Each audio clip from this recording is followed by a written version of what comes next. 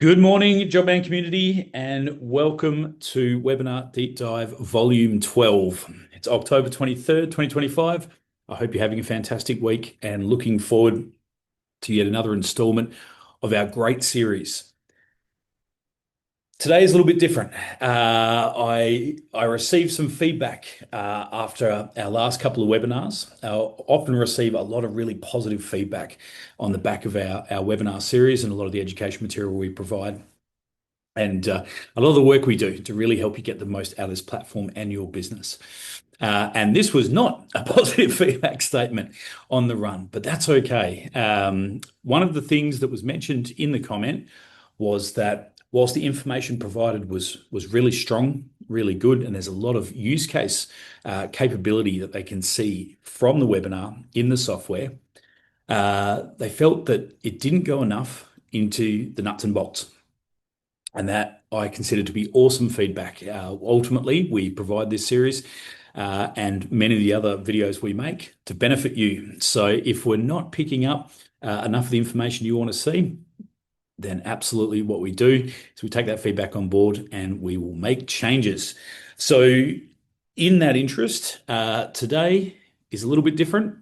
There is no PowerPoint. We're not going to go through dot points. Basically, we're going to dive in straight in today into the software and get into the nuts and bolts, deep dive into the murky depths of one of the more, interesting points for a lot of clients when they're looking at an ERP, and that is reporting. Last webinar, we had the opportunity to deep dive into the new phenomenal stock ledger report. That's now live in your systems. So hopefully you've had a good opportunity to have a look at that, get a bit of an understanding about it.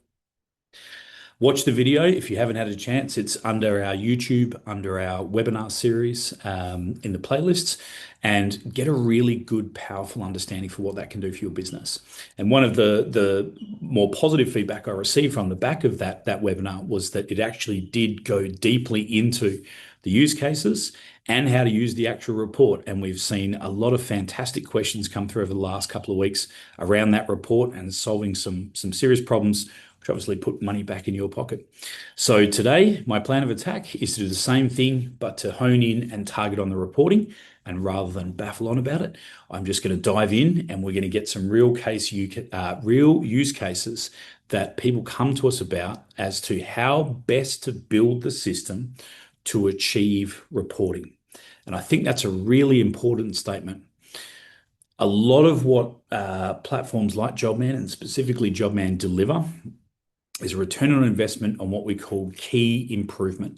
So continuous improvement, small steps every week that you can improve in your business to be able to become more profitable, scale cleanly and profitably, or buy your time back or your team's time back. And that's what a lot of the features really dive on. Understanding how to then modify or customize the system in order to be able to achieve those results, i.e., give you the data you want to be able to make the changes in your business to then see that benefit, is almost like what should really be the first step in considering an ERP, is consider the data we get out, how to utilize it, and then how to build to ensure that we get the maximum effort. Today is by no means an exhaustive list. I'm sure that there are 100,000 different ways in which people will utilize our reporting and build towards those objectives. My key today is I want to go in and I want to focus on the understanding of a few of the reports so that you can see them, look to what data can now be trapped in the system to provide the outcomes you're looking for and give you a really good feel for then maybe how you can change some processes in your system to get the most out of it and be able to move your business forward. So let's do it. No PowerPoint. Let's go straight in here and jump straight into the software and have a look at what's going on. So the first thing to note is that this list is at date. So just understand very quickly that at all times, Jobman is an evolving and product that is, always getting better. I think most of our clients will be very aware of how often we do releases. It's pretty much every week. And that is a fantastic mantra for a software platform to just continue to develop develop and provide more and more return on investment for your business. So the reason I mention that is just so that in future, if you're coming to this webinar and you look into your software and you're like, hey, there's more reports in there, that's only a good thing. The main secondary point to understand here is that whilst these are the predominance of what we call the main reports, so these are the overarch for each of the report areas, within each report is a huge amount of filtration that really allows you to step in and get more data out of the system. One of the tricky things is understanding those filters and how to use them so that you can produce what we call custom reports. So custom reports are the ability to take any of our main reports, set a preconditioned set of filters, something you want to look at regularly, save that report so that each time you can simply come in, click keep filters, and it will bring up the last report made in that way. And quite often our reporting based on dates might be last week, last month, last quarter, last year, for example, rather than custom dates, which means you then have the ability to say, I want to run this report regularly, come in, run the report, and then know that next time you run it, the data will have changed based on that filter. So that's the first point, is main heading, and then within each report, filtration. Second, for clarity, is the customization of the reports. Third point I want to make is that the beauty of having a system that is connected to an open API is that you are in no way limited to the reports that we have built. One of the great things about our software is that whilst we're trapping all the data, you have the opportunity to go to a third party, such as SKJ Consulting. I know you've heard me mention them previously. And actually connect Jobman to a system like Power BI or one of the many, many tools out there nowadays available that allows people to build custom dashboard reporting. Now, why is that so important? Why do I mention it? Why am I do bring it up fairly regularly, and I want to just take 2 seconds and then dive back in. The reason why that's important is because if I spoke to 100 clients about one report, I can guarantee you that all 100 of those clients would want to see the data in a different way. What's relevant to your business and your metrics and the things you're trying to improve on, whilst as a general rule of thumb, probably very relevant to many other businesses, the way you see it is customized to you, what you want to be able to see.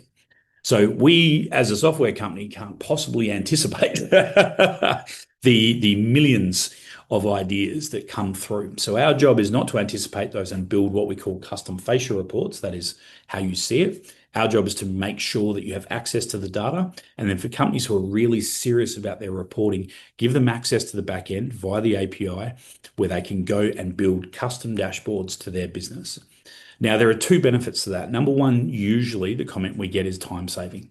So rather than have to think through and work out all of the reports in the system, a lot of companies simply want to be able to come in the morning, have a dashboard, and localize and focus on a very narrow set of data. So each week, for example, show me all the jobs work in progress, show me all the leads we've won versus lost, show me the quote estimate summary reports for forecasting or, excuse me, what's happened over the last couple of weeks so we can start planning into the future. Show me the stock ledger capability for all items removed.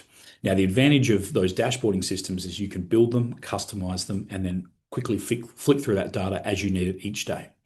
And then come back to the system when you need to for, say, your monthly or quarterly catch-ups, and then pull the larger reports out of Jobman. So I think that's a super important thing to note, that if you are looking to go further with your reporting, you have the access there and capability.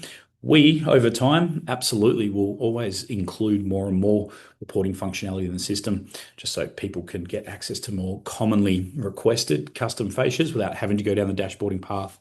But honestly, it is a very small investment to make to provide a lot of information to your business and help you kick those key goals. So what's the third most important point? The third most important point is there's a delineation in our system between in time and at time. For the vast majority of reporting, the only data that matters is at time. That is to say, if I run the report today and I want to know the job cost report of where I'm up to on job X or job XYZ, what I need to know is that information today, because that's the information that's relevant to me making decisions moving forward. For example, looking at the job cost report, I might see that we're already over budget on some of our material handling. We might be starting to run over time. You can make decisions flexibly knowing that information. And then obviously when you finish the job, running the job cost report again will then update to date to show you the information at the end of that job. So you can say, how did we go? For the vast majority of reporting, that's the important information. You don't need to know that a job on Tuesday the 22nd was at this value because it holds no relevance to your decision-making process. And in fact, building a reporting system that goes that far simply slows the system down massively, provides little benefit to the client base, and generally speaking, massively tops up the price. So it's, as a general rule of thumb, it's not all that useful information to know it in time. It's at time that we want to know. So the at time reports in our system are invoicing, job cost, lead, purchasing, quote summary, and stock on hand. And I'll show you a couple of them so you understand probably more cleanly what we get and what that means.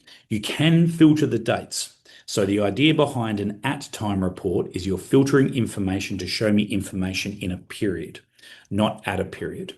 So if you want to look at all the quotes that have been won last month, for example, that's what we're looking at. It will narrow the filter selection down to all the quotes for last month. All the information you need is there. Very powerful. We have one of the better reporting systems for our cost bracket in the market. The second type of report is in-time reporting. That is where you actually do need key information based on a date, not a range. And the three key reports that focus on that in our system are effort, payroll, and stock ledger. Now, the reason why that's so important is because number one, when dealing with efforting, we need to be able to limit the data to then influence payroll. That is to say, if I just want to see all the operations little Jimmy has worked on in the first week of October, I need to see their operations limited to that period during that time so I can make an assessment of that based on payroll and also efficiency. Similarly, the stock ledger report, which we went in a bit of a deep dive in another webinar, I'll try not to focus on that one too much today and focus on the other reports so that you can go to the other webinar and check that out if you wish to, is exactly the same mantra. So it is to say, during this period, what were my stock movements? What was received? What was assigned from inventory to job? And then what was removed? Obviously, there's a lot more than that, but those are probably the three key principles that you'd be looking at. And we need to see it in that period. I need to know how much stock I had as of that period at that date. And that does provide phenomenal, phenomenal data for clients. And it certainly solves some big problems. So I just wanted to make that quickly clear, just so that, because not everyone might be aware of that fact, that when you're looking at reports, for the majority of the reports, you're filtering to a date range, therefore you're filtering at time. So it'll always show you the job cost as of today for the jobs relevant to that area, for example. And then our three reports, which are effort, payroll, and stock ledger, are in time. That is not to say that we won't produce more in-time reports over time. We absolutely do have some intentions to putting some more on the software because there are other use cases where sort of clients come to us and they say, hey, it'd be really useful to know this information at this period of time, specific to that period of time for this reason. As always, we have to juggle a balance of resources and money. The more reporting you put into a system, generally the higher the cost has to go up. So we always do keep that in the back of our minds. But ultimately we're here to benefit your business. So we will do exactly what we can to provide the best mantra there. Enough gaffing, let's dive in. Nuts and bolts. All right. So the first report I want to look at is the effort report. Now, the effort report is specifically designed for operational management. This is understanding one of the key benefits of your business, which is I estimate X amount of hours on a project or job or work order. How did we go? This provides one of the most important continual improvement benefits to the platform. One of the hardest things for most manufacturing businesses to ascertain is that productivity number. So therefore, knowing where we can make improvements now rather than waiting till the end of the year and having that chat with the accountant is very difficult. So there are a number of key filters here. Again, this is a date range based system. So we have custom and each of the ranges in. I'm just going to focus on this week for now. It can be delimited and filtered by staff. So if you are more specifically looking at a particular staff member that you want to have a look at the hours they've worked and what they've worked on. That's the key benefit of the effort report, not just the hours they've worked, but what have they actually worked on. There are a number of other filters in here which are pretty straightforward. One of the things I think I mentioned in the last webinar is the best way to start understanding our reporting software is to play with it. Now, I know that's hard at the beginning. You haven't got a lot of data in the system. So one of the things I want to do today is showcase some data in a system with that's been working through in a demonstrative process for a period of time. So you can actually see some of this reporting live and get an understanding. But I don't think I need to cover these too much. Most of our clients would be aware what delineating by lead type, lead status, lead job types, etc. all about. But the one key one I do want to focus on is if you want to see that information specific and narrow to an operation. So for example, if you're a medium to large manufacturing business, whether cabinet maker, joiner, boat builder, so on and so forth, who uses our software, one of the key aspects to operations in workflow management and products is understanding the difference between estimated and actual. And this is a good nuts and bolts moment. What is the difference between an operation and a task? A task is the thing the team does. An operation is the reporting mantra behind it. So what I mean by that is you can see here, I have an operation called assembly. Or assemble in this particular case. So during my manufacturing process, no matter the type of job, there is an assembly process. So that's the operation. Ultimately, that's what I'm reporting on. Therefore, I want to know if I estimate 20 hours of assembly, do we meet that criteria? Is it undertime? Fantastic, we're ahead. Is it overtime? Okay, not so good, but by how much and how does that impact my profit? If it's vastly overtime, then that's obviously an issue that we need to resolve. And just resolving that one issue could be the difference between moving your needle 5 and 7% this year in your profit. One report, one filter, one understanding, bang, software paid for the next 10 years. So that's really important. Now, the difference then is in my workflow management, I might have assembly, but there might actually be 3 tasks relevant or connected to the assembly operation, which could be assemble carcasses, assemble kickboards, and then job setup. So common practice I see in a lot of manufacturing business, especially in the cabinet making industry, is once they've actually assembled and put together and cut and manufactured the entire kitchen or bathroom or laundry or ensuite, they will then set that out so that either clients have an opportunity to see or they send photos or whatever your process might be. And that then allows people to see the production before it gets installed and make any minor tweaks and changes. It's a good process to do. And the reason why that's important is because each time a team member puts time against assembling the carcasses, assembling the kickboards and doors, for example, or pre-hung, or actual job setup, we're measuring time versus those tasks, but ultimately we're grouping them together and putting them against the operation because the operation is the key point to what you want to know. You don't need to know that, the setup took 5 minutes longer, but the carcasses took 6 minutes less. That information isn't that relevant for your business. In order to improve the area, we need to look at the operation and understand that time factor. So what that means in reality is I now duplicate my screen and I come in and I'm going to just go to my timesheet here and I'm going to say today, I'm going to spend an hour and a half on job. Oh, thanks, Jobman. Abby and Wells. Job setup, just so anyone is aware, we do let you know anytime we have a scheduled maintenance period and we let you know all week. Generally speaking, it won't affect any of our clients. We time it very specifically to be Western Standard Time late at night. So 99% of the clients in our database will be asleep, hopefully. But if you are overseas, it is worth mentioning. And that's why we do put those pop-ups for you, just so you know. So now I've added a job setup operation to the system. It's linked to me because I'm logged in. So now if I come back to this report, and I'm going to start rerunning some of these reports for you so you can see this information live. There we go. We now have 2 hours brought in versus our effort report linked to me. So if there's multiple staff that have been entering operations in this area based on this filter, you would see multiple staff and their breakdowns. And you'll also notice here that there is an estimate versus actual. So in this particular instance, I allow 15 minutes for job setup in our jobs, in our workflow management. Therefore, every job that starts is a 15-minute window. And immediately, I've blown the budget. You can see very quickly and easily that it's there. Now, obviously, this is a very small amount of data, but you can extrapolate this and say, if I was now looking at the team and I wanted to focus specifically on the assembly team this week, that's how I could break it down. I could break it down to operation and then filter this report and see this information.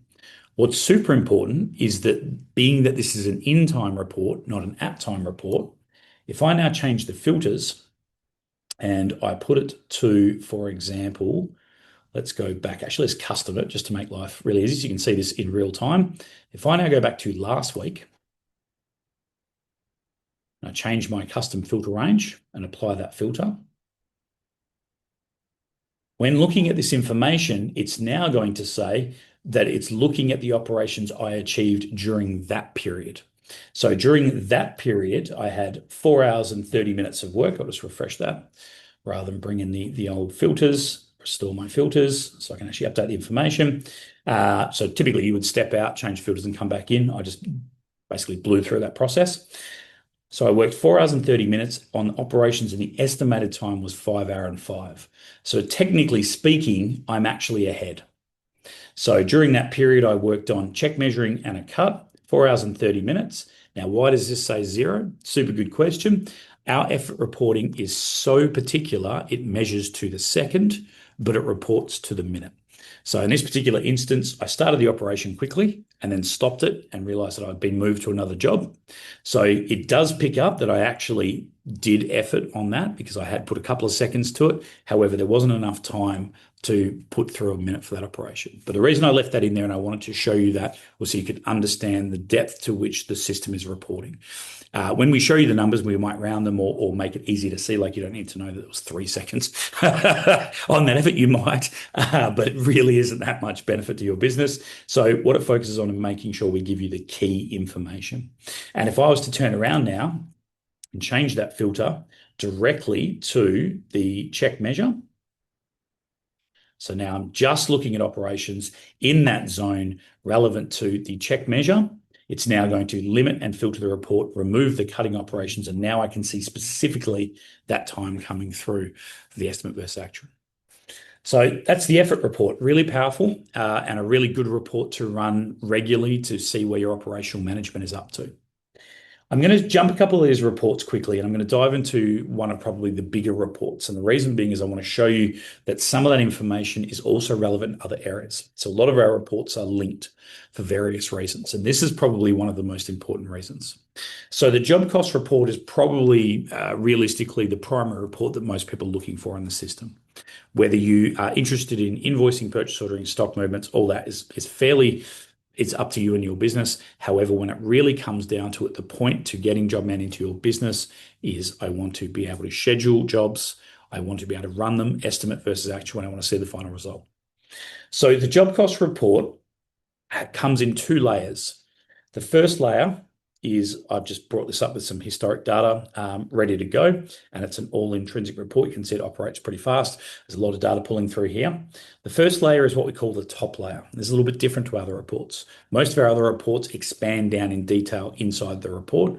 The job cost report itself actually looks at that in a different way. And that is to say that you can look at everything at overarch. The filters are here to allow you to then start granularizing that data. Most important filter for most job cost people would be actually adding job number or filtering by job type, showing me my builder versus commercial versus residential, for example.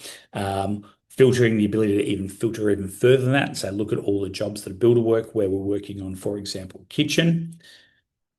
Operational status. So I've mentioned this one before, but I'm going to quickly go over it again. The advantage and benefit to conditional statusing in our system is that it is extremely powerful.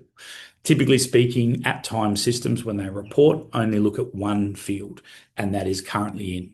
Show me all the jobs that are builder work that are currently in the status installation. Cool. It'll go find all the builder jobs and their costs relevant to installation. However, we have 3 other filters here that are very, very useful. Was in, entered, and exited. Was in and entered are very similar. Was in is more looking at show me all the jobs that a builder where during this period, let's say the last month, they were in the pre-production status. So that's kind of like a work in progress version of a job cost report. Entered is very similar to that, how many jobs came into that status. The reason why that might be important is when you're looking at things month to month. So for example, if this job was started in September, but really didn't actually kick into the foundational statuses you want to report on until October, you might still want to know how many jobs actually came up at the end of September and then started really working in October. So that's entered. And then exited is the same but in reverse. So looking at jobs that were in the status installation and have since exited that status. So again, really good filters to practice and use and get a good handle on. The second part to that is then operational management. So drilling down even further, show me all of the jobs where the the site installation operation was completed during period last week. So you can see how these filters work. Each filter is designed to narrow the data down to provide you more and more of an aspect ratio on what you're looking at.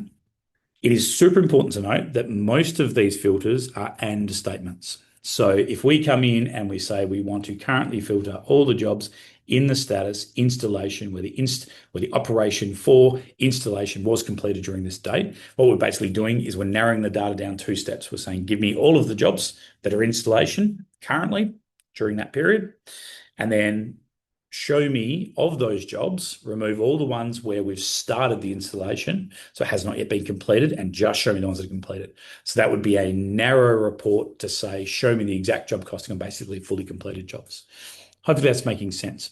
The reason I bring that up is because often when you start utilizing these filters, you will take 2 steps forward with the filters, and then you'll realize that no data spits out. And it simply may be because you've gone too hard on the filtration. What we recommend is generally start pretty loose. So filter, for example, and just look at all the residential work, run the report, and then start with that as your filtration, and then start narrowing down to find the more key parts of that you want to understand and look at. For example, you can also filter based on contact, so specifically builder work to a particular contact or a builder, or commercial work or fit out work, so on and so forth. This is a super phenomenal addition to the software, source filtration reporting. So Source is a really powerful front-end lead management and CRM tool. And then member types. This is a big one. So member types is show me all the jobs that were installed or currently in the status of installation where only the operation site install and potentially actually check site installation form, checklist form, has been completed as well. So we really want to narrow it down to the jobs that are absolutely complete and only show me those jobs that were completed by CAM, for example. So you can see now the power of these filters coming down in a real sense. And one of the more important filters to understand at the bottom here is hide work orders. Now, for most of you who are aware of the platform, Jobman is a phenomenal job management system. So we have what's called job management, and then we allow you to take that 1 step further into almost like a project management ideal, where I can take a parent job and I can split it into relevant work orders. There's a lot of use case for this. I'm not going to dive into it, but a lot of commercial teams utilize this.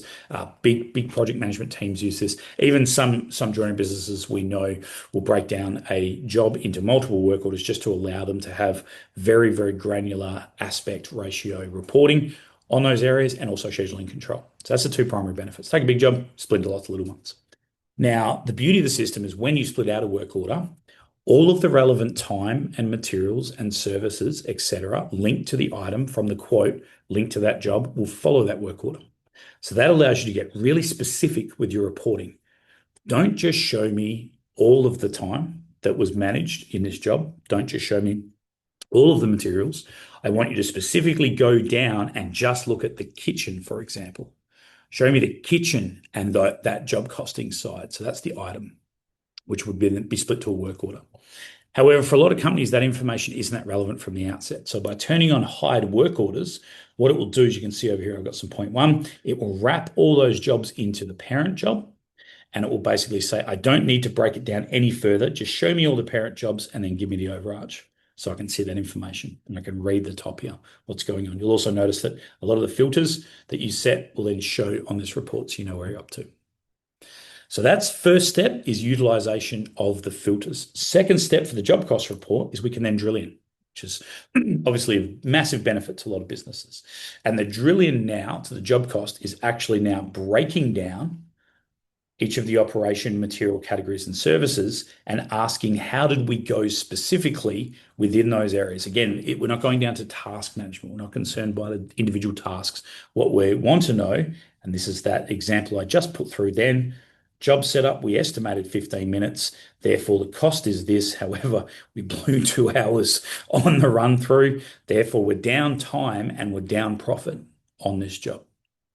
So that's really important to note. That's the advantage of this drilling is we can now go one step further into our job cost reporting and say, okay, show me where things went wrong or things went bad. You can see here, I put some materials and examples into the system from the quote so we can see what happens on the other side, even some services. And we can see here, for example, on our whiteboard, we expected to bring through, or we estimated about $3,000. That was our estimate. That's what our sell. We ended up purchasing 2 grand. Therefore, we made 1,100 bucks, 36%. Pretty good. Life is good. But this is a problem. Our job setup is taking longer than it should do. Actionable data in time, at time, to allow you to make those changes. Now, interestingly enough, there's one more ability with the job cost report that's different to other reports, and that is the ability to take this one step further because it makes a lot of sense from this report. And that is to say, okay, I can see that I've gone over in the operational time. Show me where oops, sorry, that's not what I meant to do. That was my bad. Just click on that again, actual time. And we do not want to change the filters. So I'm just going to get rid of that.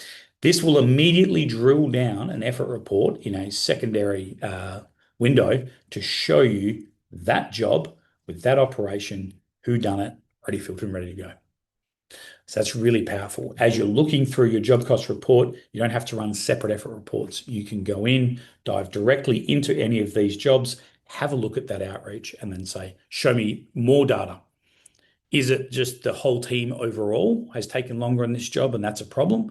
Is it specifically that Cam is the problem over and over? He keeps, not hitting targets.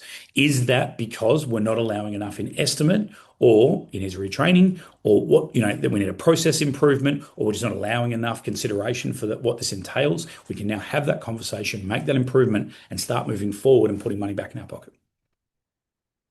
Hopefully that's all making a bit of sense. So the reason I want to show you those two together was to give you an understanding of those two because they tend to work hand in hand. However, you do not need to go via the job cost report. You can go directly into the effort report and then step from there. Awesome. All right. Next two major reports are the job and lead reports. I'm going to just look at the job report because it's a very similar concept to the lead report, and this will give you an operational understanding of how they work, and then give you an opportunity to actually come into each of those reports and make the filters work for your businesses. And this is a great nuts and bolts opportunity. The most common report request we get would be work in progress report. We want to see where our jobs are up to, how they're tracking, what they're looking like, what the values are, how we're doing. Alongside that report, you can also then run your invoicing report, purchasing report, even job cost report. And now you'll have a really nice picture of where our jobs are up to, in which statuses and how they are filtered, how much money we've collected, up to date, how much we've spent, and then where we're looking. So sometimes, and this is why I mentioned the SKG example, sometimes we might not just have a clear and present, simple way to do that on one report, because like I said, I can ask 100 cabinet makers what they want from their work in progress report, and every single one of them will give me a different answer. So our job is not to say, okay, how do we build the one report to solve the problem for 1 million users? It's how do we provide you the data so that you can build the reports yourselves? And then if you don't want to run multiple reports, maybe it's worth looking for a dashboarding service. So why is this one a little bit different again and so important to understand? There's two facets to this report that make it quite different. The lead report is exactly the same, so that's why I wanted to mention it. The first facet is columns. So often people say to us, I've exported this report, but I can't see all the data I want to see. And usually it is simply because the columns haven't been turned on. We don't turn them all on as a base because you might not want to see all that information. So we leave it up to you. Now, one of the reasons I mention this is because there's a couple of really key things here that can be used in a real sense from a building perspective to give you better data for something, for example, your work in progress report. And that is job details and critical dates.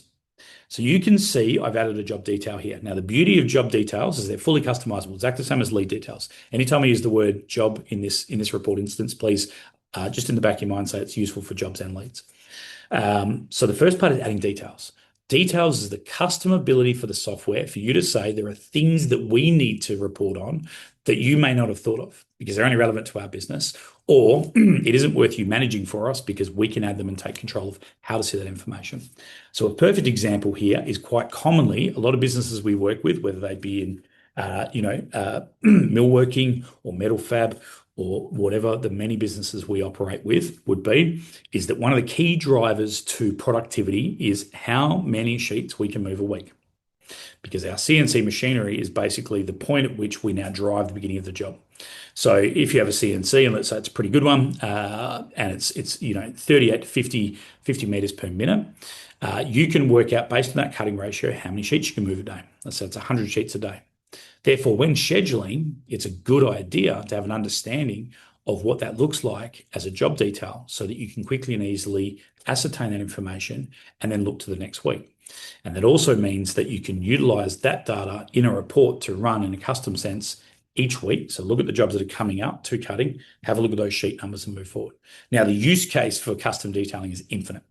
I'm just providing a really good example of a base way that can be done. Now, I've added the detail into my system just so you can see it there, but I haven't yet put any information in. So I want to show you that. And this is one of the benefits of today is we can actually go in and show you what the advantage of putting together some of this information is. So if I now go into job 0271, I hit update. Down the bottom here in jobs and leads, you'll always see what we call details. So any custom detail filters you built in the system are now relevant. There's some super useful side benefits to that as well as reporting. Number one, I can turn it on as a column in all my jobs and leads. So that means without even needing to go to reports, I can see those data fields here, which can make my job scheduling and managing those jobs much easier because the information is right in front of me. Which means potentially I can now utilize the new fast management for rescheduling by being able to see that information directly off the outset. One of the other very useful things about that is job and lead details also appear in this model. So under the info tabs, you can see them really quickly and easily. So if you have a number of details that are really important, your team doesn't have to go into each job and lead to be able to find that information. You can either turn the columns on, or if you've got too much information off on here, turn them off and simply come in here, go straight to the info, bang, there are the details. Most importantly, though, that custom detail field is now available in my reports just by turning on that column. So I can see now when I bring in that information into the job report, I'll just add these columns so you can see them happen in real time. So come back in, add sheet quantities, that's a custom one, and a critical date, bang, there it is. If I now export or print this report, it will show that information. If I turn that column off, I won't see it. So that's the first part, is column control, super useful, super powerful, super flexible. The second part then is filtration. Now, the job and lead reports, again, focus primarily on the key information you want to know for things like work in progress. Show me all the jobs that are currently in, and these are multi-select, machining, manufacture, and install. So these would be our primary purpose case use cases. Bang. I have 24 jobs on the go at the moment. Total value I'm working on 640,000. And those are my expected critical dates for when these things should get out the door. Bang. Just like that, work in progress report. Come in here, save that. Work in progress ready to go. You can do the same sort of thing with leads. Show me all the leads that are currently in the status of draft and design, estimation, and potentially draft design, estimation, and follow-up, for example. So that's basically all the leads we're working on that have not yet come into the paid status ready to move forward. Super useful. Super useful. You're starting to see the benefits of these filtration systems, and you can customize them heavily to suit your business. For example, one of the questions we got not so long ago was, okay, work in progress report, fantastic. Often when we are looking to forecast, we actually need to know non-work in progress. So that is, give me all of the jobs that have been moved into the pre-production step. So they're sitting in job setup, or we've got drafting design. No actual manufacturing is done. But how much, if we were able to find some capacity and move these jobs forward and start flowing them through our system, do we have at capability, I guess? And that's the perfect example here. In my work in progress, I'm currently working on 64 jobs at 674,000, but coming up behind it, I have 73 jobs with 1.8 million. So that means I can look towards the next 6 months and say, I'm probably A, at capacity, but B, if we can get a bit trigger happy and maybe it's worth paying a little bit of overtime and get a few of these other jobs out the door, we've got a lot coming up behind. We're in a really good position knowing that we've got a stable amount of work coming through for the next month or two, and we've got a large amount of work behind it lined up. And one of the key information points this could give you is you could look at that and say, hey, well, our work in progress is okay, but behind it, there's nothing coming up. There's no information, so no jobs ready to come through on the back end. That's a problem. We're going to stop when, and that's an issue. How can we fix that problem? Okay, let's go run our lead report and find out how many leads we have that are in the status of, say, follow up. Basically, they're there waiting to be closed, and we're just having a chance to get back to those clients and maybe put a bit of pressure now.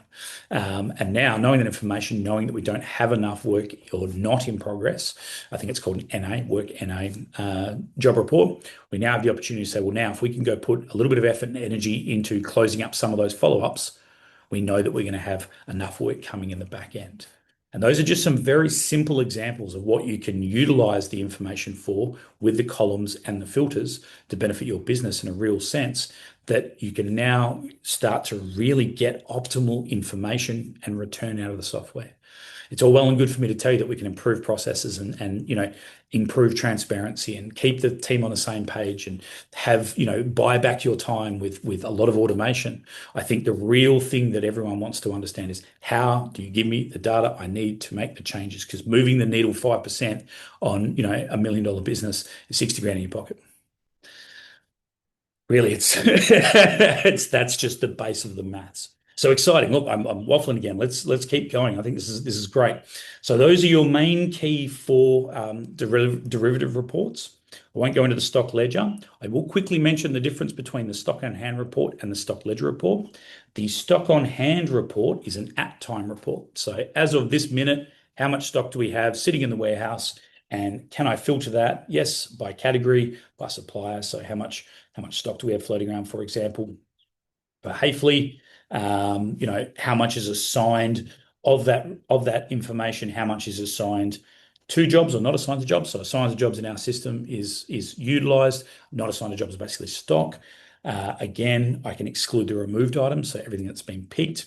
And there's some really intelligent functionality here to be able to even run what would be considered a common use case practice for most businesses, which is the ability to run a custom report and focus on a couple of key stock items in categories that you carry. So hinges, whiteboard, base sheet metals, things like that you use all the time. Being able to run this report quickly and grab that information and say, hey, show me all of the category, for example, of hinges, where hopefully there's a supplier where I have less than 100 in stock. I want to always keep that up. So there's a fast way of getting that information. The reason why this report is then different, has a different use case and utilization to the stock ledger report, is because the stock ledger report is focusing on in time, not at time. It goes to that extreme detail of showing you, yes, okay, this is the total amount of stock we have as of this week, and I can change the needle back and move that to a previous week, and it's showing me all of the movements, and I can drill in even further on every single one of these lines and see that information specifically for the movement, which means whilst this is a fantastic use case for solving the stock in time question, hey, it's now October and our accountants come back to us and they'd like to tell us how much stock we had as of the end of last month. As of this month going forward, you'll be able to achieve that by running the stock ledger report to that custom filter date. So it does sort of solve that problem, but it's just a bit harder to use because it is a far more in-depth report. So like I said, for most businesses, what they really want to know is, how much am I sitting on right now? Quick, easy, bang. Here's the report. This is how much I'm sitting on. Absolutely fantastic. Knowing that information means I can now forecast. Like I said, I've got $634,000 in work at the moment. I have $1.8 million coming up behind it. Do I have enough stock? And assuming I filter out because, I just want to show actually not assigned. I don't want to know how much is already assigned to work. I got 8 grand in the warehouse. That's a big problem. It means we're going to need to come up with basically, if we bring in the next 600,000, we're working on basically a 30% material schedule. I'm going to need to find a couple of $100,000 between now and next month to be able to ensure I can restock and replenish and be able to move forward. So that's the beauty. We can keep using these reports side by side to keep getting more data and better data. And each time you find the data you like in the way you see it, save it as a custom report so you can step back in and use it again. Awesome. So that's our stock versus stock ledger, our job and lead reports covered for work in progress, and our CRM management, effort report for drill down into the ability to see time management and operational acceptance. The invoicing report and purchasing report, I won't go into today. They're very straightforward. Essentially, this is the ability to wrap up the last piece of potentially the work in progress capability. And that is things like I want to simply understand and know how much I have sitting in, actually probably awaiting a payment would be a most useful one for all of my job types for builder, for example, based on due dates and so on and so forth. Right now, I have none. That's good news. So I'll remove that filter and apply it. How many do I have awaiting payment? There we go. So we've got about 135 grand awaiting payment. I think the invoicing report is very straightforward for most people. I don't think I need to dive into this, but I will again mention that there are two benefits to this. Number one, there are probably a lot more columns than you're aware of. So sometimes turning on these columns can really help provide more information on the breakdown so that you can see better information coming through. So always remember you've got both columns and filters. And also this is, again, one of those great reports that can be run in sideline to another report. We have X amount of work going on, work in progress right now. We have 64 jobs at $687,000 and we're currently invoicing out and we're only sitting on 135K. That's a problem. We probably should have about 500K outstanding in the system right now for where we're up to so that we know we're banked, ready to go for the 1.8 billion coming up behind it. So that one's pretty straightforward. Again, that one's more just use case and bring it down.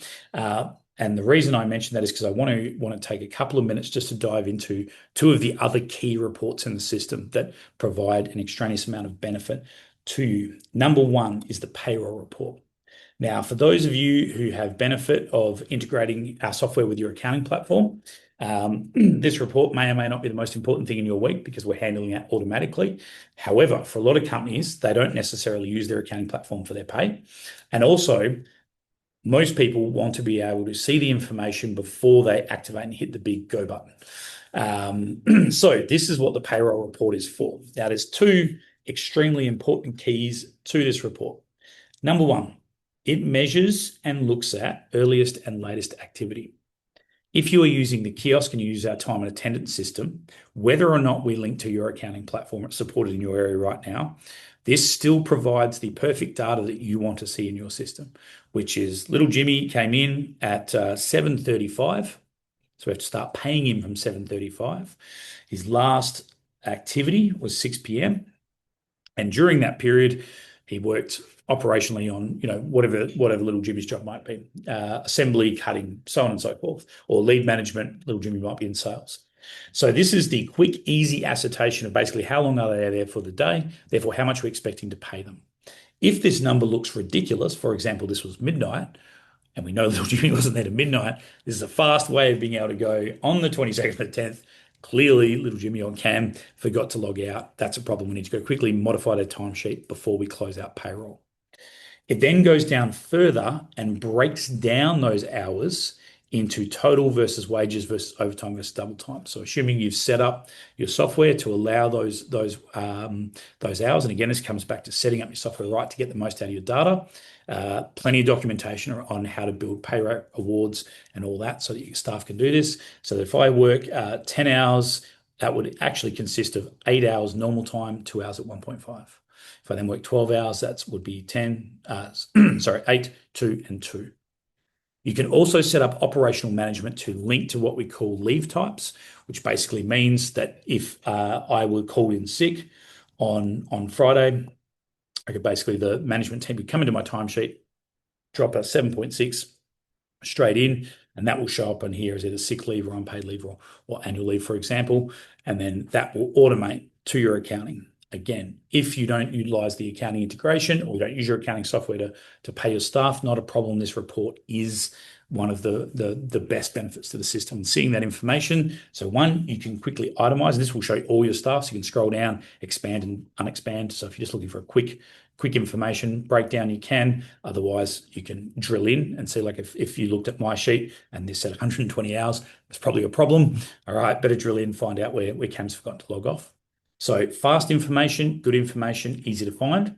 The second part to this that I do want to mention, however, is you cannot set up pay weeks in Jobman.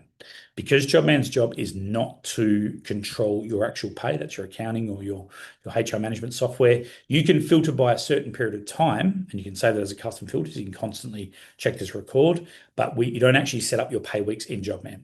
The way that works is your pay weeks are defined by your software. So in Xero, for example, that's defined in your software. So if you work Wednesday to Tuesday, and so payday will be next Wednesday, basically we will send all the information between Wednesday and Tuesday. We'll keep sending it the other side as well. And then when you lock off that pay period, when you lock off that pay period in Xero, any changes made inside Jobman won't affect that pay run. It's already been done. People can go back and change things, like if they need to go back and change an operational time for reporting purposes, that can be changed, but we're not going to send that information to Xero. So just so you're aware of that delineation, I think that's super important to know. But this is one of the most well-utilized reports in our software. At a very base level, even if you don't use the rest of the platform, you're not quoting, lead managing, job scheduling, capacity planning, estimating, and inventory management. Pick one of 10,000 features we do.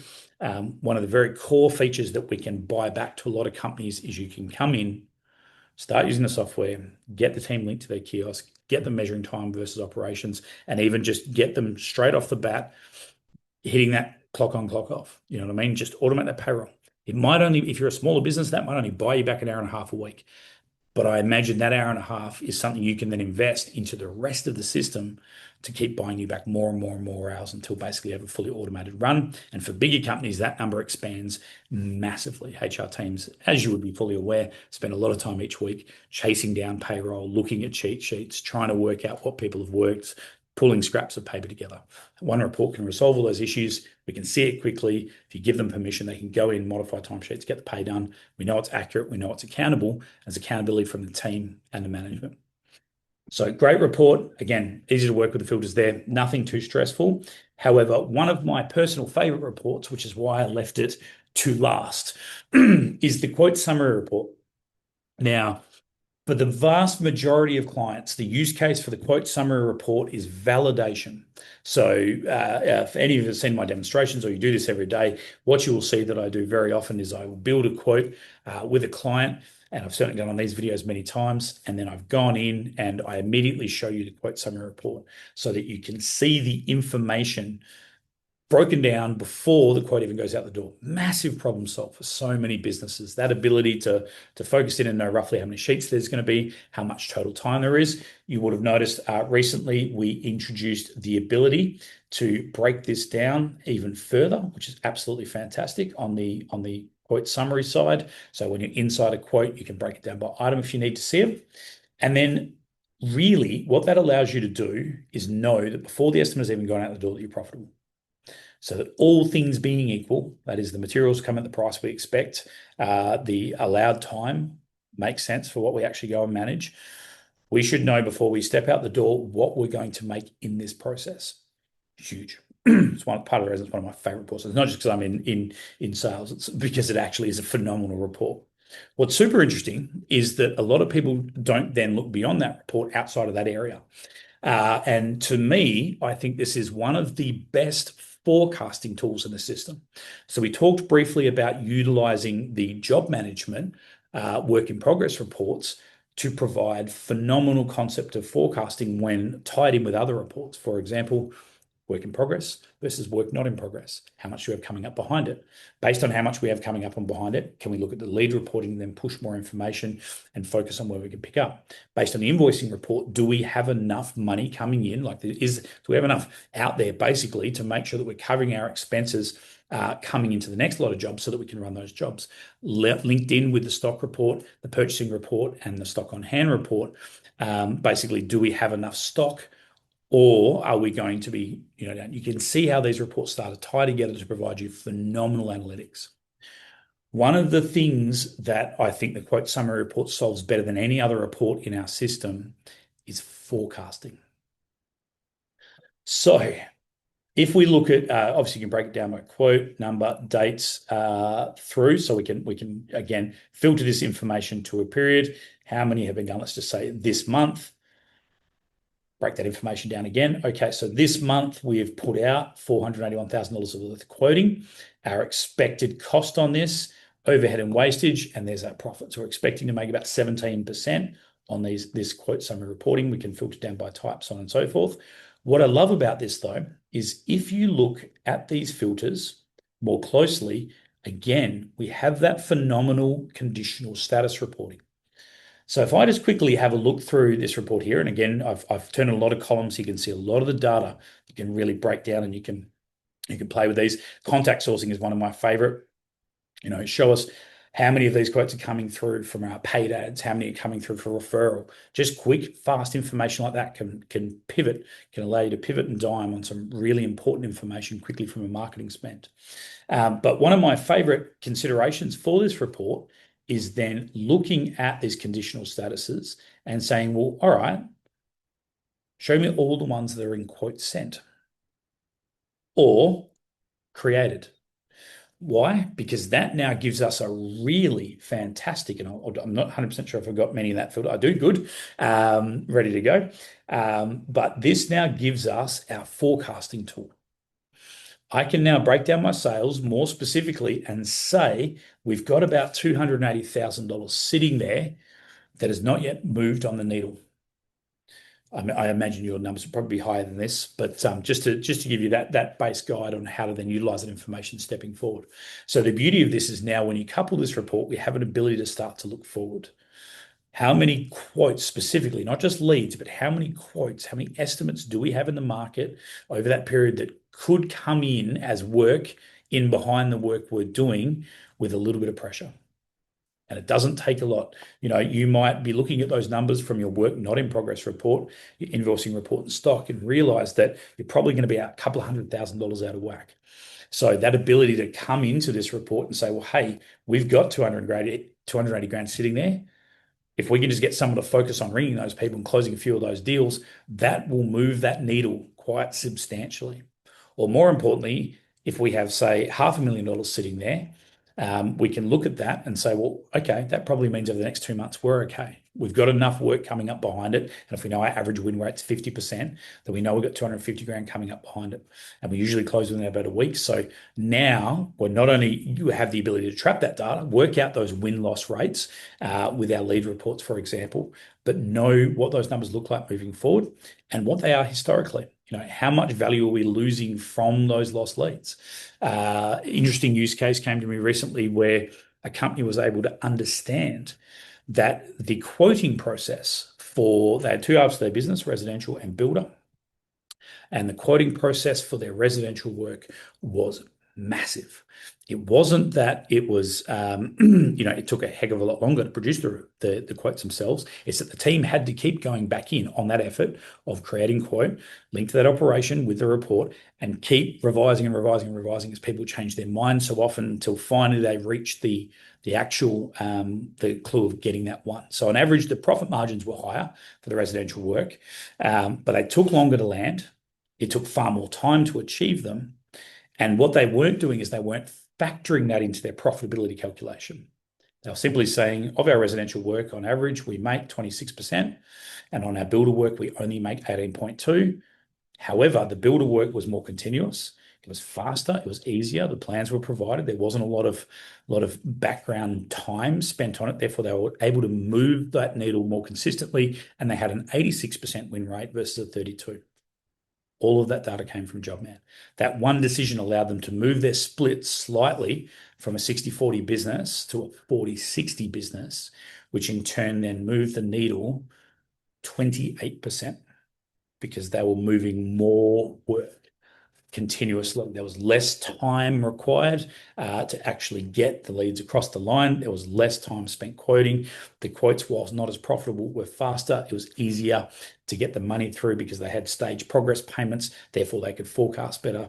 And that simple shift of just moving that focus in their business 20% basically ended up turning around a increased profitability across their top line at a phenomenal rate. And if you work that out as a percentage of what you're turning over, you get a pretty good understanding of how important knowing that data really is.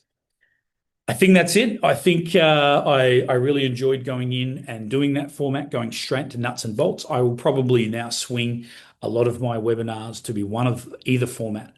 So we'll have some formats where we're focusing on new releases and what's new and what's happening, and give you an idea and use case and how to get access to the documentation and training to be able to achieve those for your business.